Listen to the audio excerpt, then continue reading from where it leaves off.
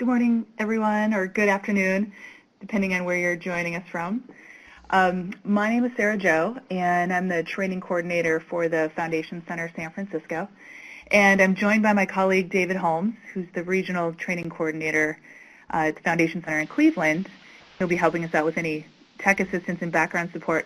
So on behalf of us both, welcome to today's webinar, How to Find and Win Scholarships and Fellowships with Mark Kantrowitz. Before we get into it, just a little bit about the Foundation Center. I suspect a number of you are new to the Foundation Center and our programs and services. And I wanted to let you know that we're a national nonprofit. And our mission is to strengthen the social sector by advancing knowledge about philanthropy in the United States and around the world. And of course, part of this charge is really making it easy for students and individual grant seekers to find grants and scholarships to help pay for college and our education. So this program fits nicely into June, which is Funding for Education Month at the Foundation Center in San Francisco. This webinar is one of 2 free national webinar programs. The other webinar is next Wednesday, June 13th. And that webinar is Getting a Grip on Your Student Loans with student loan expert Heather Jarvis. And that webinar will be taking place next Wednesday at 3 p.m. Eastern Time, 2 o'clock Central Time, or 12 noon Pacific Time. And you can register for that webinar at grantspace.org, just how you registered for this webinar.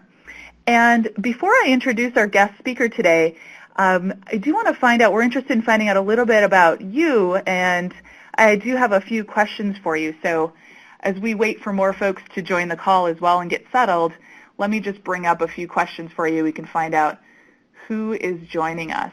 Give me 1 second here. So, are you a current college student? Are you a high school student, a prospective student? Are you a parent looking for scholarships and fellowships for your children? Or are you an educator yourself, hoping to provide more resources for your student body? Or maybe you're part of the other category. So cast your vote, and you should be able to see who else is on the webinar with you. Looks like the majority of you are currently students. I have a few more other questions for you too, just to find out more specifics about the schooling. So let me see. For students, we are interested in finding out what's your current status. Are you a high school student? Are you an undergraduate student? Are you a graduate or a professional school student?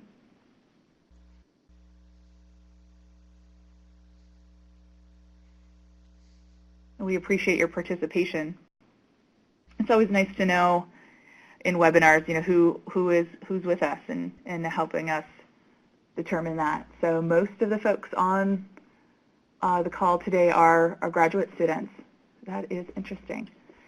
So the next question is, have you applied for any scholarships?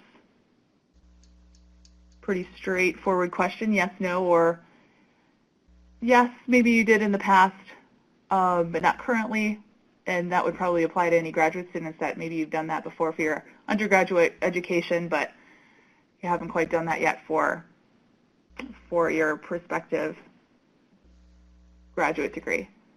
So it looks like most of the folks on the call have not applied for any scholarships. So you're in the right place at the right time. And let's see, the next question is, just out of curiosity, how many scholarships have you applied for? Whether it's this year or previously. Just out of curiosity, are you thinking 1 to 6 or so? Have you applied for 7 to 12 scholarships or more, 13 to 24, or you've really found quite a few that you fit into and gone for the gusto and applied for over 25? So it looks like most folks, close to 80% of the folks that are participating in our poll have applied for between 1 and 6 or so scholarships. So That's really interesting. All right. Let's see how many we have. And then out of your scholarships that you've applied for, have you ever won a scholarship?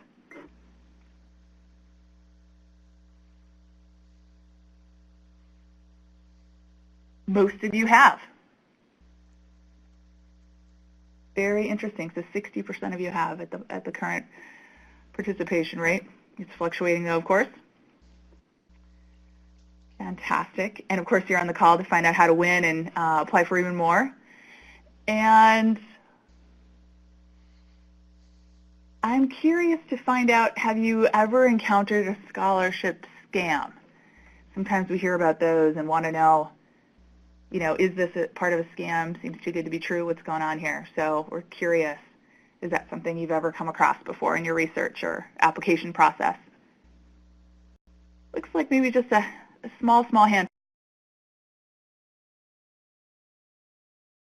of you have. We appreciate you taking part in our questionnaire, find out a little bit about you.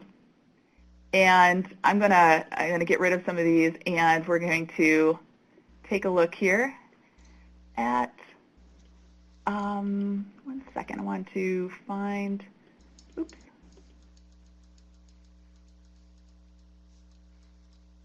I want to introduce our guest speaker today, Mr. Mark Kantrowitz, and a publisher of fastweb.com and finaid.org, two of the leading free websites about college scholarships and financial aid.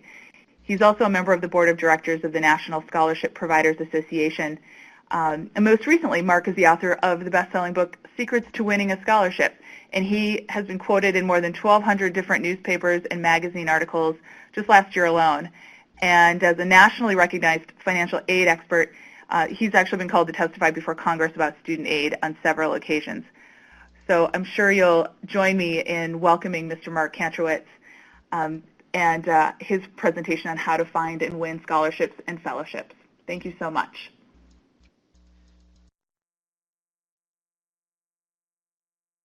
Thanks for joining us, Mark. Okay, so good morning or good afternoon, depending on what part of the country you're in. I'll be talking about how to find and win scholarships and fellowships, and I'll emphasize more about the fellowships and the scholarships, since we seem to have a majority of the students are graduate students or prospective graduate students.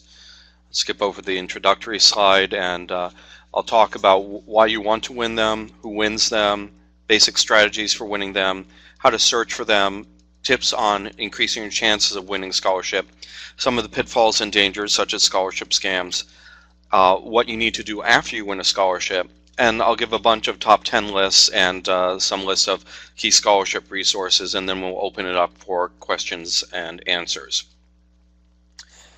So, why should you try to win a scholarship? And these scholarships and fellowships help you succeed in college by reducing your loan and work burden. Every dollar you win is a dollar less you're going to have to borrow. Every dollar you borrow will cost you about $2 by the time you pay back the debt. Scholarship winners are much more likely to graduate, and to graduate on time, both at the undergraduate and graduate level. Among bachelor degree recipients, students who graduate with no debt are twice as likely to go on to graduate school as students who graduate with some debt. Winning a prestigious award adds a line to your resume that can open doors. Faculty members are going to be more interested in working with you if they've seen that you've won a relevant scholarship or fellowship in their particular field of expertise. So these statistics that I'm giving here are mainly for undergraduate, but we see similar results for graduate, although graduate students are more likely to win a fellowship than undergraduates win scholarships. Very few students, though, win a completely free ride at the undergraduate level.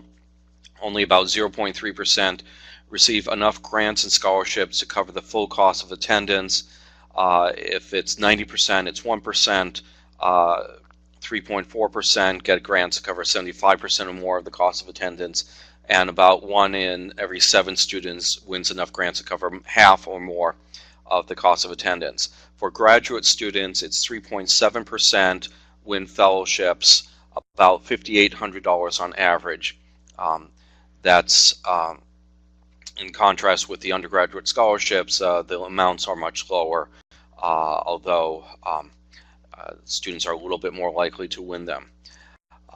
More students at four-year colleges are likely to win scholarships than at two-year colleges. There is a bit of a bias for bachelor's degrees over associate's and certificate degrees. Some fields of study are more lucrative than others. The STEM fields, science, technology, engineering, mathematics, have more awards and larger awards than the humanistic fields, liberal arts. One exception seems to be computer science. For whatever reason, there are a lot fewer awards for computer science than there are for mathematics, engineering, and the like. Now, these statistics that I'm presenting here are the percentage of students who win. It is not necessarily statistics on the amount of awards that are available. But if we look at STEM versus non-STEM, 17% of students in STEM fields win scholarships compared to 12% of students in non-STEM fields. Now, those statistics were for bachelor's degrees, but similar patterns apply to graduate and professional students. And if you look at the major awards that are available for graduate and professional students, there's the National Science Foundation Graduate Research Fellowship, there's the NDSEG Fellowship, there's a lot in the sciences, and then in the humanities, the main ones are things like the Jacob J. Javits Fellowship. Students with better grades win more awards. Now, this isn't because students, the scholarships and fellowships are selecting for students with good GPA. Less than 10% of scholarships that are out there are even asked for the student's GPA. So this is to some extent more based on the students who do better in school also tend to have more well-developed extracurricular activities and present a more interesting application to the scholarship providers. So the students who do better also tend to do better at winning scholarships. But it's also worth pointing out here that you can still win scholarships even if you have bad grades, because every scholarship provider is looking for the student who best matches their selection criteria. Instead of academic talent, they may be looking for artistic talent or athletic talent, or even something a little bit unusual. One of my favorite undergraduate scholarships is a scholarship for making a prom costume out of duct tape. And most people initially react to that, wouldn't that be gray and boring? But the manufacturer of the duct tape sponsors the scholarship to emphasize that the duct tape comes in multiple colors. And if you go to their website, stuckatprom.com, you find incredibly creative and amazing costumes. And it's $5,000 scholarship. Now, with graduate fellowships, there will be more of a focus on your GPA in your major than your overall GPA. And if you do well, if you have a mediocre GPA, but you're overall, but you have a very solid GPA in your major, that may compensate for it somewhat. Similarly, for undergraduate scholarships, better test scores mean more awards. Students who have an above average test score are twice as likely to win scholarships as students who have below average test scores, where the average SAT is 1,000 and the average ACT is 21. There's a long-standing myth that minority students win more than their fair share of scholarships. The reality is that Caucasian students, white students, are 40% more likely to win scholarships than minority students, all else being equal.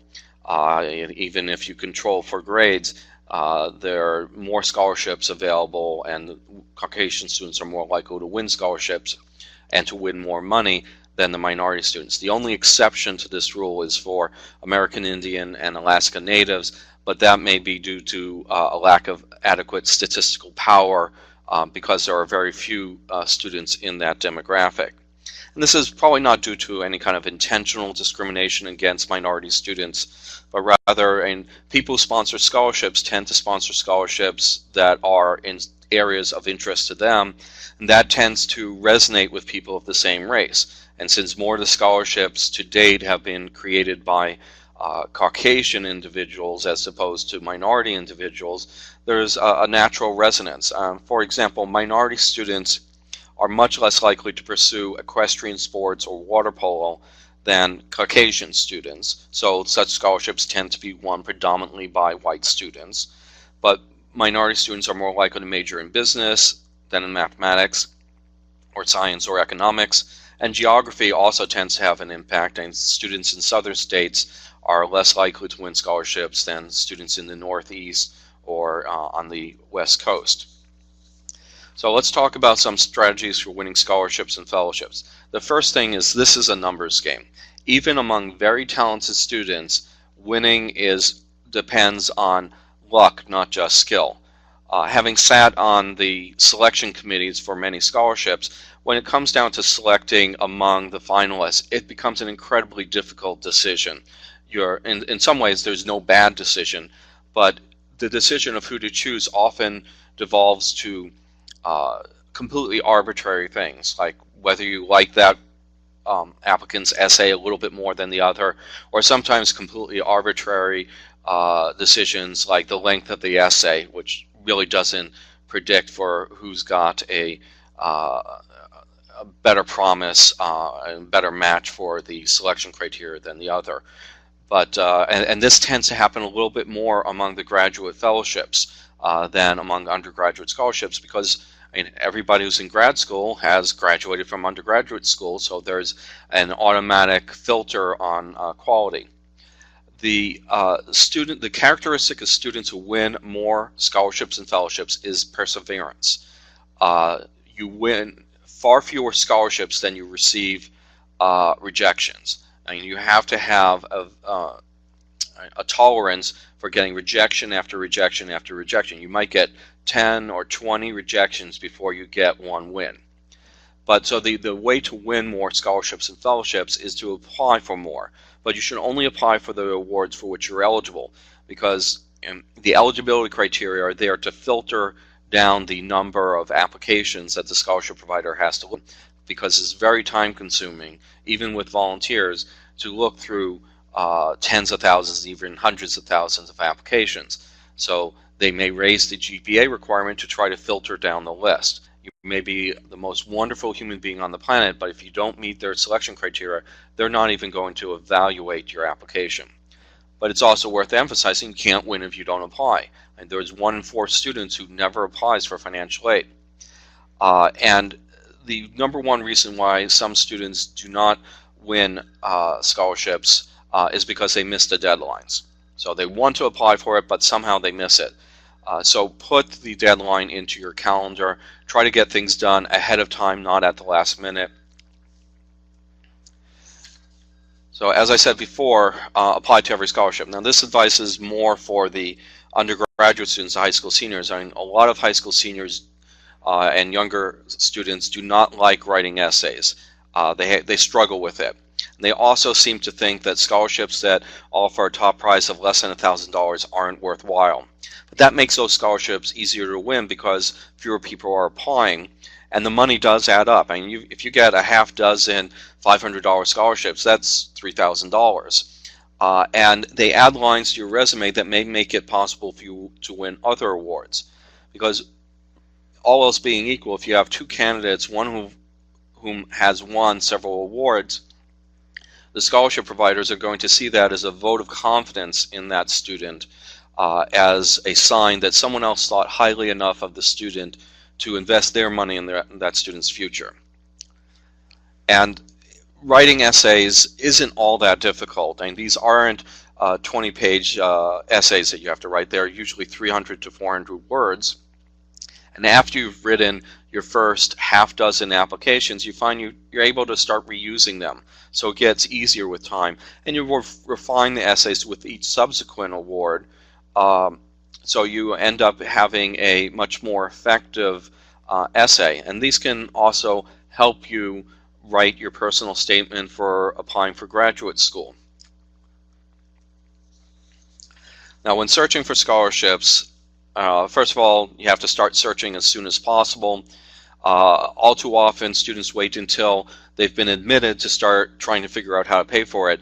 There are scholarships and fellowships that you can win earlier. Especially with the scholarships, you can win them in the younger grades, 9th grade, 10th grade, 11th grade. There are even scholarships for children in grades K through 8. Like Jif Peanut Butter has a scholarship for making a peanut butter sandwich. Top prize, $25,000. That's pretty nice. I recommend using the free scholarship and fellowship matching services. FastWeb is not just for undergraduate students, it's also for graduate students. We list fellowships in the database, and when you indicate that you are looking for money for graduate school, it will show you the graduate fellowships as well as other awards such as some assistantships. And I recommend searching 2 databases, not just FastWeb, but at least one other, because that way you'll see that you've matched most of the awards for which you're eligible, and you'll be less likely to fall prey to a scam that says pay us and we'll find you more awards. While the free databases do a better job of compiling scholarships than the paid databases, simply because sites like FastWeb are supported by advertising. So we need to constantly be refreshing and expanding the list of scholarships and fellowships in order to get students to come on the site to look for awards. And another benefit of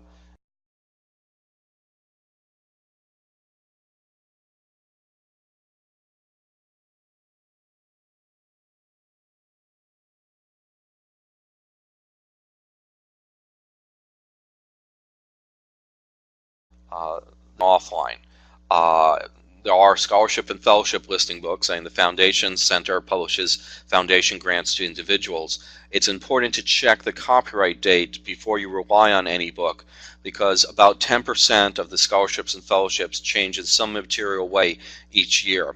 They may have a different address, they may have changed their selection criteria, so books that are more than 2 years old are going to have too many errors to be useful. Similarly, books about federal student aid shouldn't be more than a year old, because federal student aid changes significantly year after year. You can find scholarship listing books in your local bookstore or the local public library. They are typically located near the jobs and careers section, and there may be bulletin boards there as well as outside the financial aid office at the college or the high school guidance counselor's office, where they post information about small local awards. Mostly PTA scholarships and Dollars for Scholars programs, but these are programs that don't want to be listed in any of the national databases because they're afraid of receiving too many qualified applications.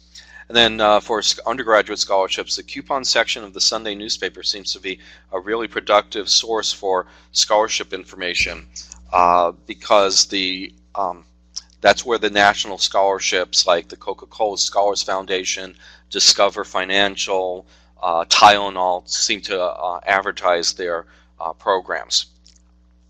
Now, to increase the number of matches in a scholarship database, and this works not just with FastWeb but with any of these scholarship matching services, and we tested it first with FastWeb, and I'll show you a chart in the next slide and the number of matches. But most of these scholarship databases have both required questions and optional questions. If you answer the optional questions in addition to required questions, you'll match about twice as many scholarships and fellowships as students who answer just the required questions. That's because those optional questions are there to trigger the inclusion of specific awards. There's, for example, there are a whole bunch of scholarships and fellowships about somehow relating to cancer, either for students who are survivors of pediatric cancer or whose parents were affected by cancer. Either a parent died of cancer or a parent is a cancer survivor. And there's also scholarships for students who are interested in trying to find a cure for cancer, fellowships in that case. In order to match you against those awards, we wouldn't show that for someone who didn't have the relevant background. So we have to ask a question relating to it, but we make it optional because it's a question that doesn't apply to everyone, like gender or age or something similar, but rather it's an activity or a personal characteristic. But on our website, after you complete the profile, if you go into and edit the profile, you'll see a whole bunch of additional questions. Answer those questions and you will match more scholarships. This graph shows you the percent of potential matches based on profile completeness. It starts off on the bottom at 30% completeness because that's what the required questions cover. About a third of the questions are required. And then as students have more answers to more of the questions, the percentage of the potential matches available increases quite steadily. Now, another trick that you can try doing is look for near mismatches, where you increase your GPA by 0.1 and see if there are any new scholarships that show up. Now, you shouldn't apply for them because you're not eligible for them, but if you see additional scholarships or fellowships that you might be eligible for if you make a slight change in your background, you could potentially motivate yourself to do better in school so that you qualify for more scholarships and can win more money potentially for college. So now some basic tips on winning scholarships. The first thing to do is to sort the applications by deadline, because you're not going to be able to put out all the applications in a single weekend. You're going to need to prioritize them, and you first sort them by deadline. Whichever has the earliest deadline you'll do first, but if you have too many, then you can apply for whatever reason, such as other time commitments, or you just have a limited amount of time to submit applications, then you'll want to sort them by the expected value of the scholarship. This isn't the applying to the scholarship that has the biggest prize first. Rather, it's looking at the popularity of the scholarship as well as the amount that you can win. If there's a $10,000 scholarship that's going to get 200,000 applications, that's your chances of winning that by random chance are less than your chances of winning a $1,000 scholarship that only 100 people are going to enter. So you need to take that into consideration, keeping in mind that every scholarship provider wants to award money to the students who best match their selection criteria. So if you are really an outstanding candidate for a scholarship that is one of these $10,000 or even $100,000 awards, then you should focus on that first. But otherwise, you should try to prioritize them by the expected value. Get organized, have a separate file folder for every scholarship, have a checklist on the front of the file folder, write the deadline date on the front of the file folder, and have a calendar so that you know when you need to do what and check it off when it's done. Another good tip is to create an accomplishments resume where you write down everything that you've accomplished, whether it's an award, a hobby, summer employment that is potentially relevant to any scholarship provider. Put together this resume. It's helpful in two main ways. First of all, the way to see where you're headed in the future is to see where you've been in the past and where you are now. So you weave together a tapestry that shows your direction. That will lead to more powerful essays. You should also provide this to anybody who's writing a letter of recommendation for you, because there may be things in your background that they aren't aware of. If they see something relevant, they can mention it, which makes it seem like they know you better than they actually do, and it can reinforce what you're saying in your application to have an independent third party saying the exact same thing. You should always carefully read the sponsors, the application and the sponsor's website to try to understand what they're trying to do. What are they trying to accomplish through the scholarship? Is it to get more students into a particular field? Is it to reward excellence in a particular area? Sometimes they have a very explicit statement of what they're looking for, and if you tailor the application to those goals, you're more likely to win. Can't stress this enough. This is common sense, but apparently common sense isn't all that common. You need to read and follow the instructions. If you don't follow the directions, you're not going to win. So if they say 300 words and you do 305 words in your essay, there will be some clerical staff who will toss your application in the trash because you didn't satisfy their requirements. Because they're going to want to, after you win a scholarship, they're going to want to get periodic updates from you. And if you can't follow the instructions to apply for the money, there's serious doubt that you're going to follow the instructions when they need it to try to promote their organization by referring to the accomplishments of their scholars.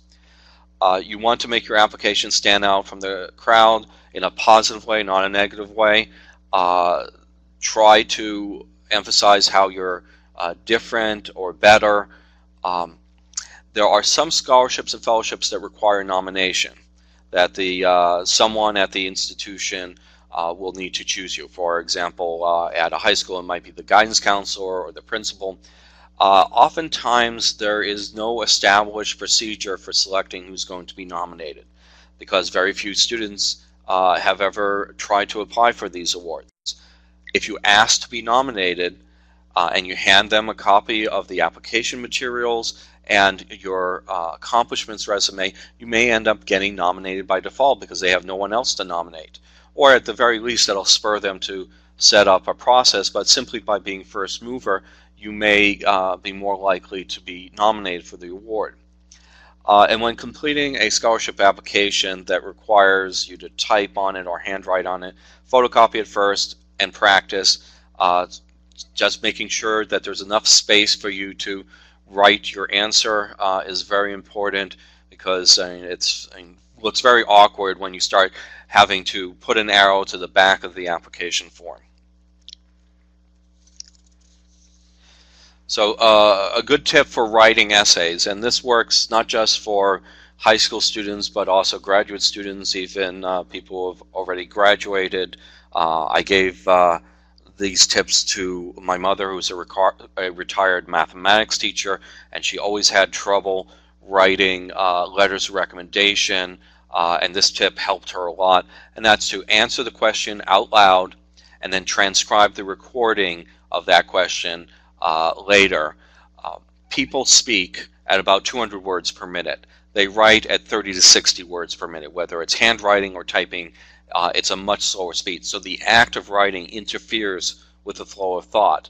By answering it out loud and recording your answer, you have a much more fluid answer, a more passionate answer, and it will sound better and it'll be more interesting to the reader. And after you transcribe it, you can add some structure. You outline what you said, the main points, you flesh it out a little bit. But keep in mind, if it's a 300-word essay, and you speak 200 words a minute, that's just speaking for a minute and a half, and chances are you'll probably speak for 5 minutes, giving yourself plenty of material to write a very powerful essay. And a similar tip works for proofreading essays. First of all, I don't recommend you relying on the spell check and grammar check that's built into your word processing software, because they can't correct what are known as valid word spelling errors, like principal with LE versus AL, or ITS versus IT apostrophe S. Even among copy editors, they get that wrong about 10% of the time. But if you take the essay and you print it out and you see it in a different light, in a different format, that will yield a better way of detecting the errors. And then if you take that essay to be any place of a disfluency, is going to be an indication of a problem with the essay, whether it's a spelling or grammar error, whether it's a structure or flow problem, or a thought that doesn't quite work. And so by reading it out loud, you can identify where you need to work more in that essay and yield a better product. When writing an essay, be specific, give examples, give concrete examples, as opposed to abstract, unsupported statements. For a scholarship application that has an essay question about leadership, don't say, "I am a leader," because then they have to take your word for it. Give them an example where you actually demonstrated leadership. Tell a story. That's much more engaging than preaching at someone. When you tell a story, the people who are reading your applications are going to be championing you among the selection committee, because everybody picks out the recipient that they want and the finalists they want to receive the award, and at the final meeting they then get together and discuss who should win it, and usually there's going to be one person or maybe more people who are arguing why you should win the award. If you've given them an anecdote, an example, they can then adopt that as their own, explaining why you should seize a leader. Stories, anecdotes are much more powerful and can be used to emphasize your best qualities. And they want to learn not just what you say, but what does it say about you? I mean, what impact did you have on other people, and how did this affect your own growth?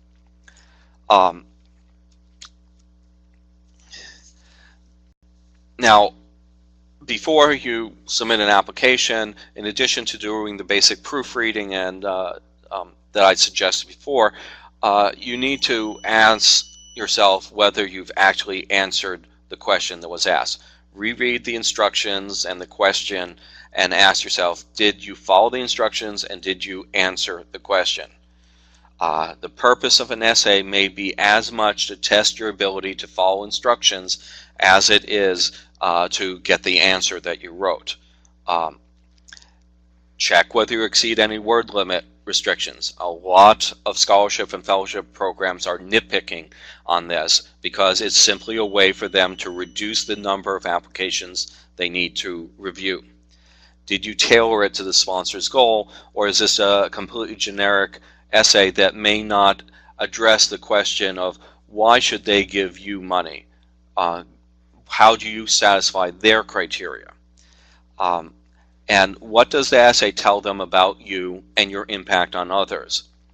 And frankly, make sure your essay is interesting. And don't be confrontational or offensive, but you do need to stand out from the crowd and have an essay that is interesting. If you're telling a story, it's more likely to be interesting.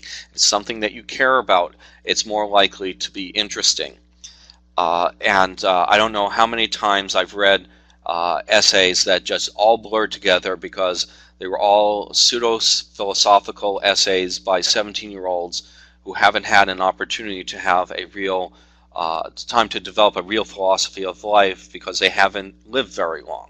Occasionally there's one that stands out, but there are topics that don't write poetry. Don't try to use humor. It often falls flat. For getting a letter of recommendation or reference for a graduate fellowship, ask the person writing the letter of recommendation whether they can write you a great letter of recommendation. Don't just ask them to write you a letter, but ask them if they can write you a great letter. That way they have the opportunity to give you feedback. It says they could write you a letter, but there's so-and-so might be able to write you a better letter. Because the last thing that a teacher or other reference will want to do is to say, well, I really can't write you a good letter of recommendation. You should find someone else. You need to give them the opportunity to say whether or not they are the best person for it. And you should seek a recommendation that is relevant to the sponsor. So if it's a science competition, don't ask an English teacher to write a letter of recommendation unless that English teacher was in a class where you were learning how to do scientific journalism. But if it's just your regular English composition class, while it's important for scientists to be able to communicate, that isn't as important as a math or science teacher writing a letter of recommendation. Provide them with a copy of your accomplishments resume. Provide them with a self-addressed stamped envelope and all the required forms. It's rude to not provide them with a stamped envelope. And after they've written the letter, thank them. Students all too often forget to say thank you, and you're going to be relying on this individual to write more letters of recommendation. And if you don't thank them, and if you're not polite, it's going to affect their willingness to write other letters of recommendation. It may even color the letter of recommendation. And by saying thank you, you're going to stand out, because it is so rare for students to be grateful for the work that's being done on a volunteer basis on their behalf. Oftentimes there is some kind of an interview with a scholarship or fellowship program. In some cases they'll do it via the web these days, but I personally have been in in-person interviews. Most people don't realize how they appear to other people. You need to videotape yourself doing a mock interview and then look at that videotape. It'll be painful, but you'll see how you and ah all the time, how you're constantly fidgeting with your hair and other distractions, and being aware of them will help you avoid them. You will also see where you stumble in answering questions, and that'll be an opportunity for you to practice answering that question. Think of the key points you want to make and make them cleanly, and you need to practice again and again and again. I know a lot of skill just comes with practice and experience. You can't magically read a book and all of a sudden be an expert interviewer. You need to make sure that you have a professional appearance, appropriate business attire. If you don't have a suit, then at least a sweater or a clean shirt, not something with a lot of logos on it or anything like that. Visit the restroom before you arrive at the interview location, because the last thing you want is to be distracted by the need to visit the bathroom. If you're offered something to drink, such as water, sip it sparingly, because an interview could last for 30 to 60 minutes, and sometimes if you drink too much, that will give you a sense of urgency in the middle of the interview. Hygiene is important. Brush your teeth, wear deodorant. If you're in a business setting, say they're interviewing you over lunch, make sure you don't have anything that you're eating that has a lot of sauces that could drip onto your tie or your blouse. If you've got tattoos, cover them up. Similarly, don't have a dozen earrings in your ear. Try to keep things minimal and understated, unless it happens to be a program that's looking for future tattoo artists, in which case you would display them. But generally speaking, you want to look more presentable than you usually are, and follow your mother's advice to look like a mensch. Arrive early. It's bad to arrive late, so err on the side of arriving a few minutes early. Worst case scenario, you just simply wait outside until the appointed time. Sometimes, though, they'll take you early. When you're meeting the interviewer, pay attention to their name, because all too often a student will be introduced to the interviewer and then immediately forget the name. Sometimes it's helpful to ask for a copy of their business card, because not only does that give you a reminder of their name, but it also gives you the address for sending a thank you note afterwards. And remember, students don't say thank you, so by sending a thank you note afterwards, you are going to stand out. And just a little anecdote, when I was in grad school, my office mate told a story about a friend of his who had an interesting trick for remembering people's names when he would always forget them. When he needed someone's name, he would say, "How do you spell your name?" And interesting, it's not asking them for their name, it's asking them for the spelling. My office mate's name was S-M-I-T-H. That kind of backfired in such a circumstance. But having the business card can help, because you can glance at it when you need it. It's much nicer to say Dr. So-and-so than it is to say, "Hey, you." But respect that business card. Treat it as though it's the person. So don't put it in your back pocket. Don't pick your teeth with it. I've seen students do this, and it makes an incredibly bad impression. And it means that you will lose the benefit of the doubt. With a webcam interview, make sure you're in a quiet environment. use a corded phone, not a cordless phone or a cell phone, because the connection quality will not be as good. If your webcam has a dirty lens, and you can check this by taking a picture of yourself and looking at the picture and seeing if there's a lot of smudges, clean the lens, because the way in which they're going to form an impression about you is based on what you write and what you look like when you're responding to the questions. Take that picture that you took with the webcam and make sure there's nothing embarrassing in the background. Look at the webcam when you're speaking, not at the image of the interviewer on your computer screen. Best thing to do is take that webcam and put it right centered where that person's face is going to be, so that when you're looking at them, you're looking at the webcam. Otherwise, you're going to have one of these shifty-eyed gazes where you're constantly turning your head or moving your eyes to look at the webcam, and it's very distracting. Other tips, use a professional email address like your first name dot your last name at gmail.com, something like hotmama23@hotmail.com. I hope that's not a real address, I just made that up. But I've seen a lot of email addresses like that that are completely inappropriate. You want to make a good impression because you're trying to ask them to give you money. Likewise, clean up your online presence. Google account, delete anything that is inappropriate, immature, or embarrassing, because about a quarter of scholarship and fellowship providers these days are Googling their applicants. Some of them are doing it just to try to find more information about the individual. They only do this for finalists. Some of them are doing it to look for red flags, because they're going to give you money. They want you to reflect well on the organization, and if you've demonstrated bad judgment in the past, that's going to make or break whether or not you win the award. Send your application. First of all, photocopy your application before you mail it, so that you have a copy to resend if it gets lost in the mail. Send it by certified mail, return receipt requested, or with delivery confirmation or some other proof that it was received. You could include a postcard, a self-addressed stamped postcard in with the application that they just drop in the mailbox to indicate that they received the application. That way you know that it's been received, and if it hasn't been, you can call them up, ask them where you should send another copy, make a photocopy of your photocopy, and send it in. Another really good tip is to ask for the reviewer comments if you've been rejected from winning the scholarship fellowship. A good example of this is with the National Science Foundation Graduate Research Fellowship.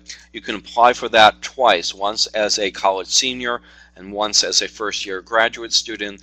If you are a finalist as a senior and you get the reviewer comments, they will often be quite specific about the deficiencies in your application. If in your subsequent application you address those deficiencies by fixing those problems, that will significantly increase the chances of your winning a fellowship. Done this with a couple of grad schools, and they all saw significant increases in the number of students winning this particular fellowship. And a lot of the fellowship programs will provide you with the comments. They'll be anonymous because it's a blinded process, but it will provide you with useful feedback. Even if it's a fellowship that you can only apply for once, seeing the feedback on one fellowship application may help you with your fellowship application to a different organization by letting you get a glimpse of what the selection committee sees when they see your application. Now, after you win a scholarship or fellowship, you need to understand how this affects the other financial aid you're going to get from the institution. On the undergraduate level, every institution has an outside scholarship policy, where an outside scholarship is seen as reducing your financial needs, so your need-based aid package needs to be cut.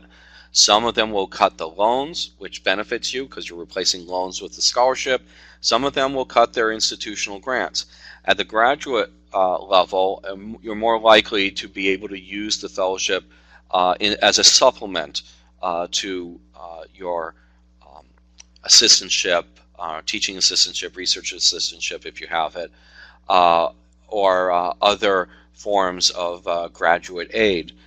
Some graduate programs will even give you a slight boost when there's an overlap. So if you have a fellowship from your department and a fellowship from a private source, you can't get both stipends. The rules don't allow you to do that, but the graduate department will allow you to have the bigger of the two stipends plus 10% of the money that you were bringing in. So you can get a little bit bigger of a stipend. That's often there to try to encourage the students who are receiving fellowship funding from the department or research funding from the department to bring in the outside money, because that saves the department some money. And it's quite common. Now with graduate schools, financial aid tends to be decentralized. It's in the department, not in a central office at the institution. It varies from college to college, but it's most often department-centric. The funding is usually tied to research contracts received by the faculty members, but there are also often teaching assistantships, not just research assistantships, and these can include a full or partial tuition waiver and maybe even a living stipend. With there tends to be more money for a research assistantship than for a teaching assistantship, and less of a time burden necessarily, because when you're on a research assistantship in, say, a PhD program, the research is going to mesh with your thesis topic, whereas when you're teaching, it's interesting, it's building a skill, but it isn't necessarily central to what your thesis is about. If the fellowship or scholarship is renewable, make sure you understand the requirements for retaining eligibility. It may be a GPA requirement.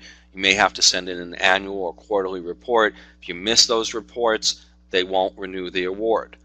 If you win some other major award or recognition, you win a prize of some kind, tell the scholarship sponsor about it and say thank you to them, because they will then publicize this to their funders if they're not self-funding.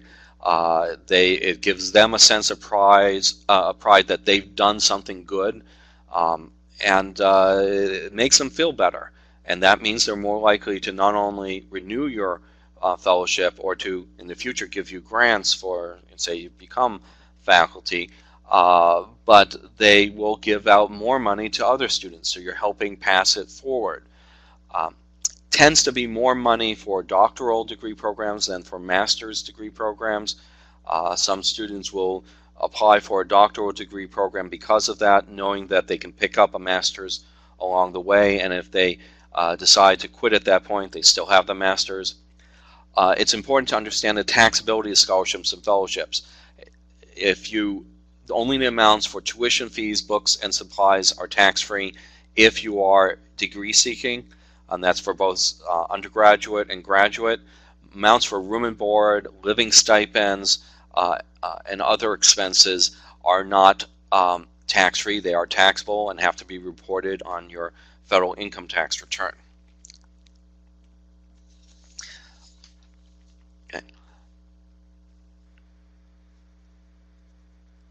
Okay, I think that slide was a duplicate.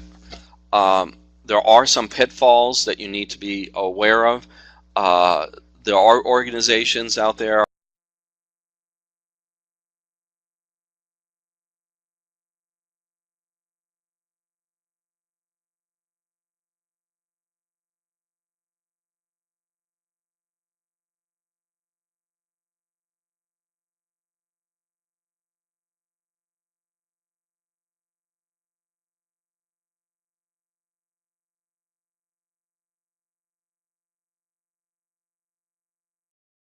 number, and they can do something called a demand draft to pull money out of your bank account.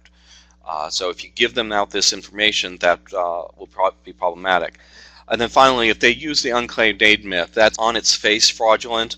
The unclaimed aid myth claims that $6.6 billion went unclaimed last year, or different dollar amounts. The $6.6 billion version of this myth came from a 1976-77 academic year study by the National Institute of Work and Learning, where they estimated that $7 billion was available from employers for employees in the form of employer tuition assistance, but only 300 to 400 million was being used each year. Subtract one from the other and you get 6.6 billion misreported as scholarships, and you have the origin of this myth. It's over 30 years old. It wasn't a tabulation of scholarships, and it actually had nothing to do with scholarships. The reality is that the only scholarships that ever go unclaimed do so because they can't be claimed. A good example of this is the Zolp Scholarship. That's for a student at Loyola University of Chicago who was born with a last name of ZOLP. It has to appear on your birth certificate and your christening certificate. If you can't change your name to qualify, so most years they have one or two students who qualify, but some years they have none. And the key thing about most scholarship scams is that they're trying to get you to pay them money. So the rule of thumb that if you have to pay money to get money, it's probably a scam, is a good safeguard. There have been a handful of fellowship programs that were seeking something else. Like there was one that was seeking legal opinions. So they had a legal question. The students had to answer that question in order to apply for the award, and that award never actually materialized. But most of them are going to be trying to get you to give them money. And a scholarship is about giving out money. It's not about getting money. Some of the most common application mistakes that I've seen, missing the deadline. If you miss the deadline, even if you're otherwise qualified, they're not going to consider the award. Often they will have a meeting scheduled soon after the deadline to review the finalists. Failing to proofread the application. They're forming an impression of you based on that application, and if you've got errors, spelling errors, grammatical errors, factual errors on that application form, it's going to yield a bad impression. It reminds me that do not exaggerate.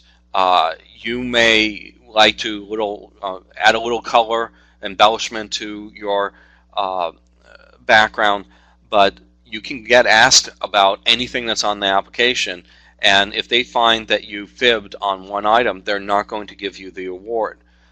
They expect a very high level of honesty. And even simple things like saying, there was one scholarship application that I myself submitted where I said photography was a hobby because I like taking pictures. Well, I got asked questions about the chemical process involved in making photography work. I was able to answer it, but I didn't have darkroom experience. I had experience simply taking pictures and composing nice looking pictures. So you need to be careful to narrowly define exactly what your accomplishment is and not overstate your background. Another problem is omitting required information. If there's a question that doesn't apply to you, write NA or not applicable in the answer. Don't leave it blank because they may assume that your application is incomplete. They don't review incomplete applications. Don't apply for awards for which you're not eligible. It's a waste of your time. It's a waste of their time. And if you are eligible for an award, you should apply for it because the more awards you apply for, the more likely you are to win at least one. And you need to make sure this application is tailored to the sponsor's goals, because the purpose of the application is to try to win that scholarship, and knowing their goals, knowing their criteria is what's going to increase your chances of winning it, so that you're making an argument for why they should give you the money as opposed to someone else. And then frankly, writing a boring essay, you are not going to win because it's not going to stand out. You want someone to be interested in you, that means you have to be interesting to them. The most unusual scholarships, many of these often show up in newspaper articles. There is a scholarship for left-handed students. It's at Juniata College in Pennsylvania. It's a very sweet background. It was alumni. It sponsored it because when they were both students at Juniata, they were paired on a tennis team together because they were both left-handed. That's how they met, and they decided to honor that by providing money for a scholarship for left-handed students. I already mentioned the duct tape stuck at prom contest. Another one that comes up often is the David Letterman Telecommunications Scholarship at Ball State University. That's for a student who has a average yet creative mind. The Patrick Kerr Skateboard Scholarship actually no longer exists, I believe. But there's a scholarship for Klingon, Beef Ambassador Program, Vegetarian Resource Group. I always like to juxtapose those two together. I'm just going to go through these very quickly. This is a list of the top 10 most prestigious scholarships. It's in the handouts. A lot of these are for study abroad, like the Marshall, Rhodes, and Churchill scholarships. Then the most generous scholarships, and the IntelliScience Talent Search has a top prize of $100,000. Same thing for the Siemens competition. And one thing you'll notice about these, and these are just the undergraduate ones, is that they tend to be more for science than there are for the humanities. We'll skip over the age 13 and under one because that's probably not appropriate for this group of this audience. There's a lot of scholarships for community service, and even in scholarships that aren't focused on community service, it's good to have community service in your background, because when you think of it, the people who are reviewing the applications, they are usually volunteers. They are people who have an affinity for other people who are also of a community spirit, who volunteer a lot. So if they see that you are like them, they are more likely to consider you as a finalist for the award.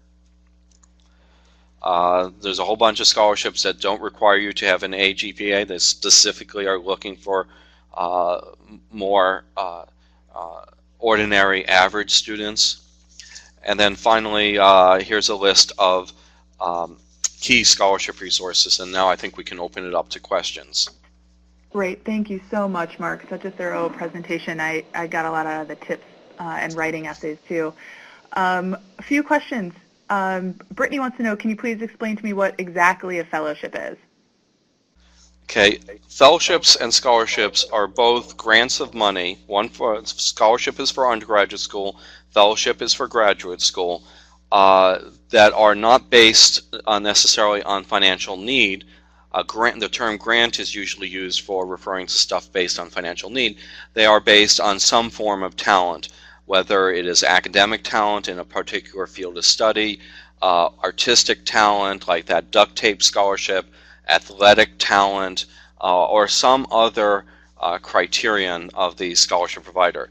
Every scholarship provider is trying to accomplish something through their money.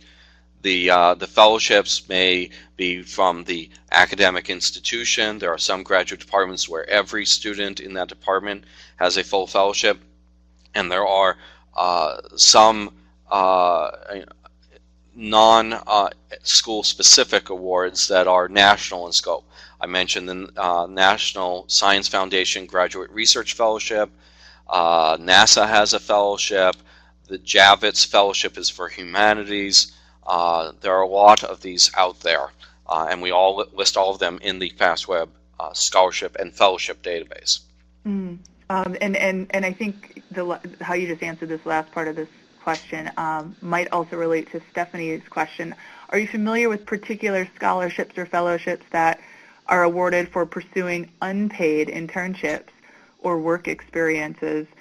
She's also wondering about opportunities for international study or work or research abroad for undergrads. Okay, so as far as scholarships that cover an unpaid internship, generally speaking, there aren't any. There may be some scholarships that provide you with money for the summer in addition to the school year to participate in an unpaid internship program, but there aren't any that are specifically just for providing money for while someone is in an unpaid internship. Our database, because we're part of Monster Worldwide, we have integrated into our scholarship search an internship search. It'll show you internships that are in your geographic area, whether at home if you return home for the summer, or near your school location if you're going to school elsewhere. All right. And any thoughts, since you've sat on scholarship decision-making committees, What are your thoughts on how students might cheat in writing essays and hiring professional writers in order to get a head start? So how does the examiner differ, one from another, meaning that who's authentic in their writing? Is there any way to tell? Well, I know a lot of the students who cheat are using online services that are reusing the same essay again and again with different students. Even if they say that they're writing a fresh one for each student, there are some providers who will Google the essays. So you take a sentence out of the essay and you Google it. And if you find it anywhere online, it's a sign that maybe this isn't an authentic essay. It's one of the reasons why some scholarship providers Google the name of their finalists when they're trying to find out more information about that finalist. One of the things that they want to do is that some of them will require every finalist to friend them on Facebook if the student has a Facebook account, because they want to see how that student writes in a real-life setting. And so if you write in a different way in the application than you do in a real-life setting, that'll set up a red flag. And this happens on the undergraduate level where the parents write the essays for the students. It sometimes happens at a graduate level, and sometimes people get fooled. It's a problem. But oftentimes there is some sort of a red flag, if they have, if it's a phenomenal essay, but this person has a background that's weak in writing, it'll raise some questions. And the purpose of these essays isn't necessarily to get the best writers so much as to get some insights into the individual. So even a badly written essay can provide some interesting insights. And I've seen, and obviously this is gimmicky and can backfire a lot, but I've seen some essays that deliberately used a Creole or alternate and a lack of erudition and progressively made it better. I don't recommend trying to copycat it, but this particular one executed it quite well. And oftentimes someone who cheats, they'll get caught later. When I taught artificial intelligence, there were 4 students that I had caught cheating in the class, and the faculty member in charge of the class didn't want to pursue it, gave them a forced fail of the assignment instead of referring them to the Committee on Discipline.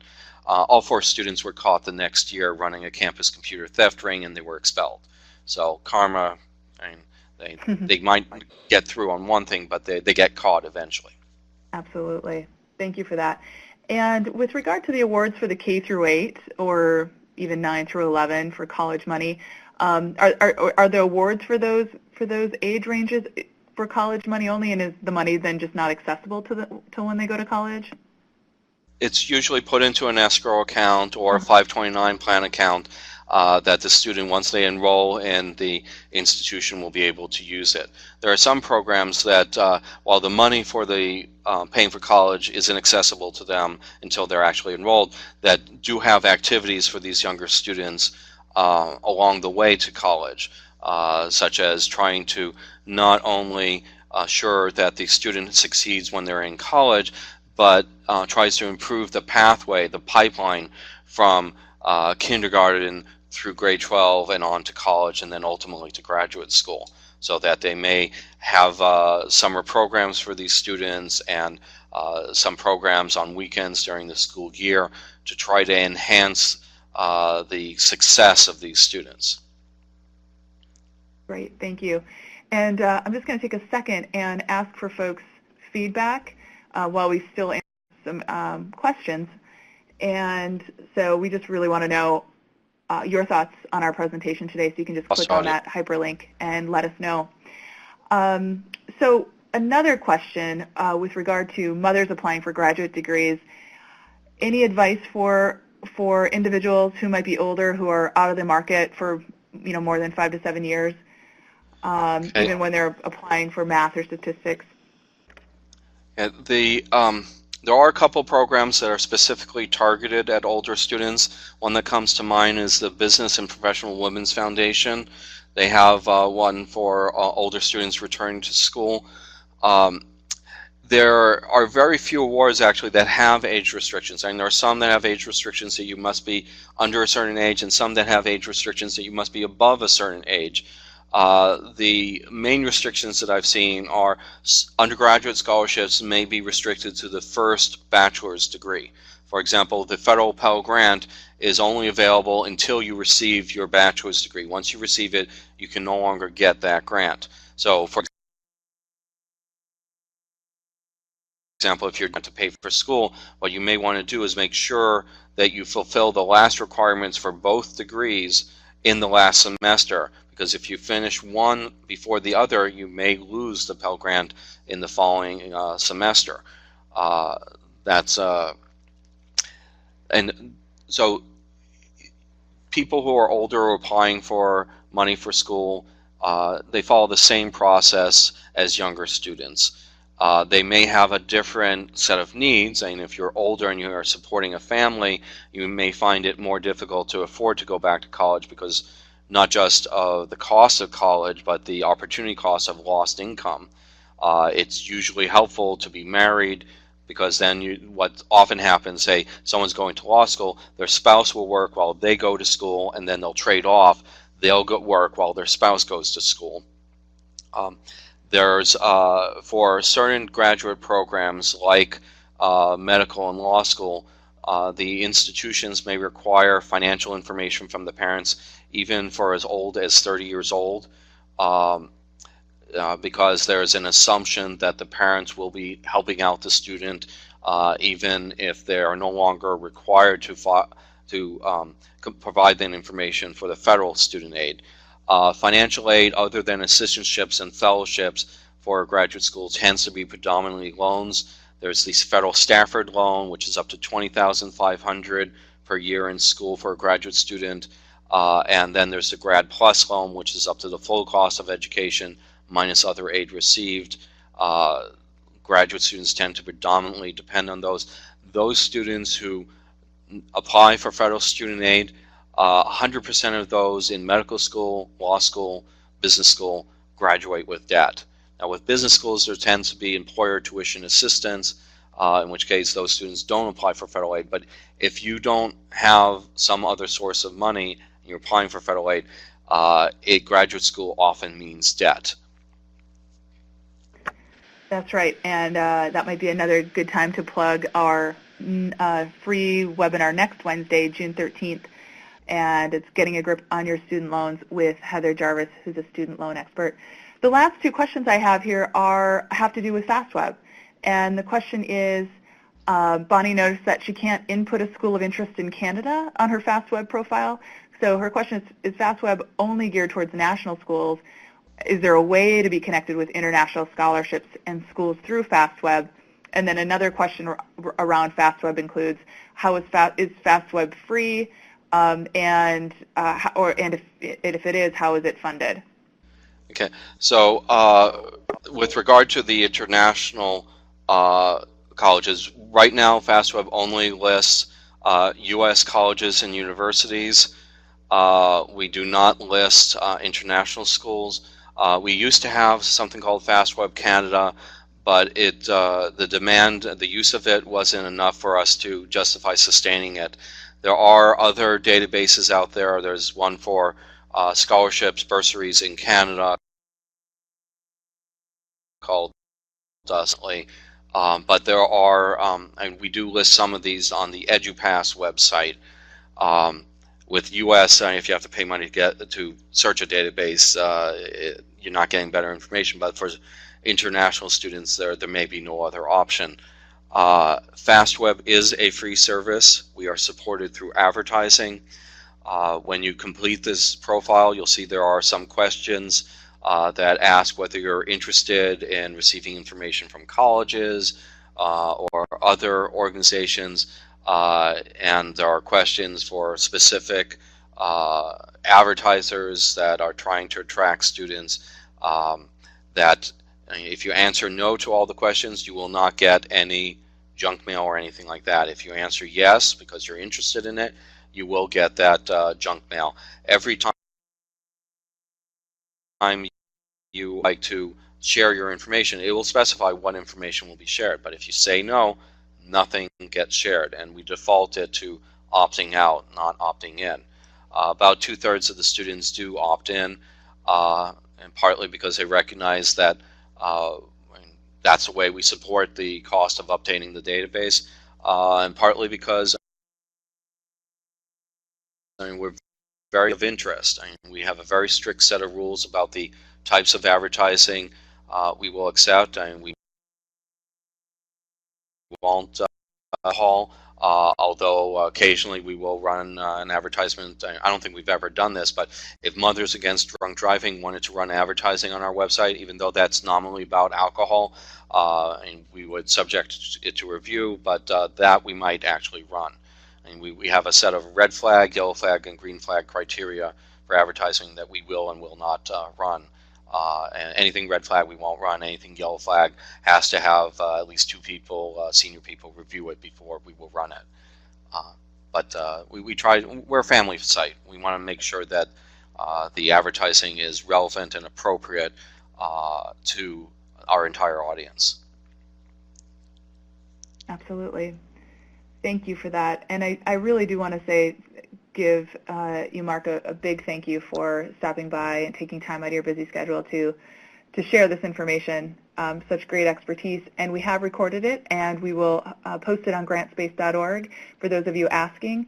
And thank you, everyone, for attending today. Some great questions. And I think that's a wrap. Thanks so much to everyone, and enjoy your summer.